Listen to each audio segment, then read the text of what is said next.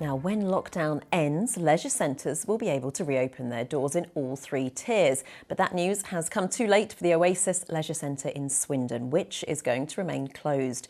Operators GLL say its continued operation is simply no longer viable, largely because of the pandemic. But more than 1,000 people have signed a petition to try and save it, as Jeremy Stern reports. Since it was built in the 70s, the Oasis Leisure Centre's been enjoyed by generations of families. Daniel Adams swam here as a child, just like his dad and more recently his children. The Oasis isn't just a swimming pool, it isn't just a leisure centre, it's a collective memory for the entire town. You could pull anybody over in the streets in Swindon and they'll have a fond memory of swimming here or seeing a concert here. It just cuts through to everybody, really. The Oasis is currently closed and its operators GLL, under the name of Better, say it won't reopen because it's not viable.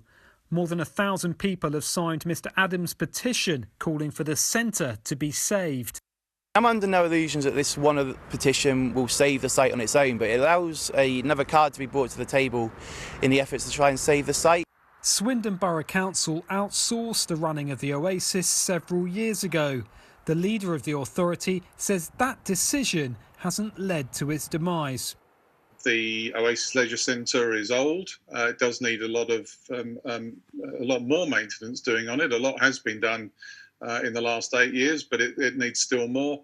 And it is an expensive centre to operate. And with no or limited income, it's been very difficult for GLL to be able to maintain it. The government's pledged £100 million towards supporting the leisure sector.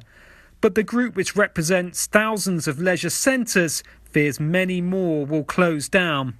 There will be a long road ahead to recovery, but importantly, there's a desire within the sector to continue to provide those services moving forward. That the instance at the Oasis swimming pool is deeply unfortunate, but we hope that we can work with local authorities across the board to make sure that we build back better. Both Daniel Adams and Swindon Borough Council say they hope the Oasis has a future and doesn't become part of Swindon's history. Jeremy Stern, BBC South Today.